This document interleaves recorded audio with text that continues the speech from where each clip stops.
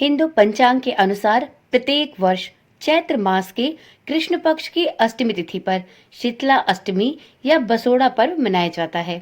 धार्मिक मान्यताओं के अनुसार शीतला अष्टमी पर माता शीतला की उपासना करने से और इस व्रत का पालन करने से व्यक्ति को विशेष लाभ प्राप्त होता है और समस्त रोग एवं दोषों से मुक्ति मिल जाती है। ओम नमः शिवाय। जय श्री कृष्णा।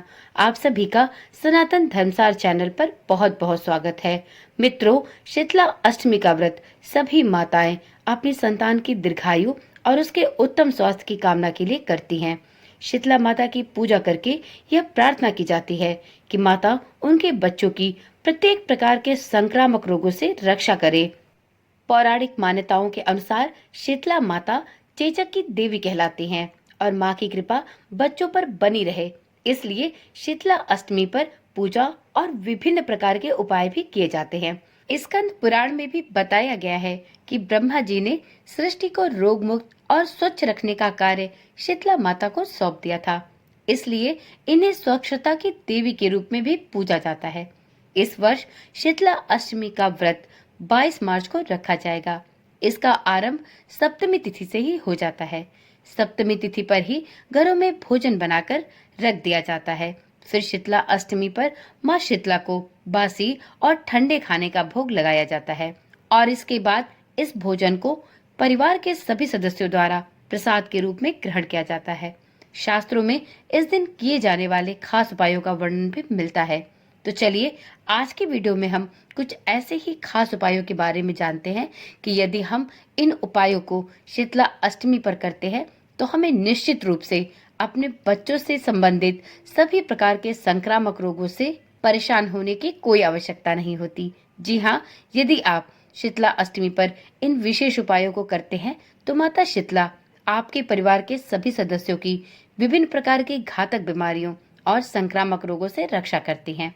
तो चलिए एक एक करके जानते हैं कि यह कौन कौन से उपाय हैं जिन्हें शीतला अष्टमी के दिन किया जा सकता है।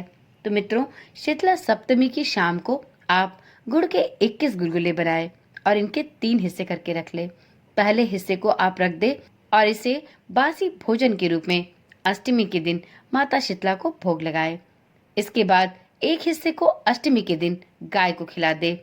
बाकी बचे एक हिस्से को रात में 1 लोटा जल के साथ अपने बच्चों के सिरहाने रख दे।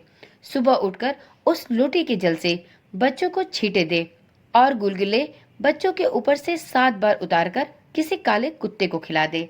ऐसा करने से आपके बच्चे संक्रामक बीमारियों से दूर रहेंगे और माता शीतला उनकी सदैव रक्षा करेंगी। मित्रों, दूसरे उपाय में आप यदि नकारात्मक विचारों से परेशान हैं, आपके दिल दिमाग में हमेशा नकारात्मक विचार आते रहते हैं, तो आप इनसे मुक्ति प्राप्त करने के लिए शीतला अष्टमी पर एक विशेष उपाय जरूर करें। अगर आपके दिमाग में अक्सर नकारात्मक विचार घूमते रहते हैं तो आपको शीतला अष्टमी के दिन माता रानी की पूजा करने के बाद नीम के पेड़ की पूजा भी जरूर करनी चाहिए। आप इस दिन नीम के पेड़ में जल दे दें और जल देने के बाद 7 बार नीम के पेड़ की परिक्रमा करें।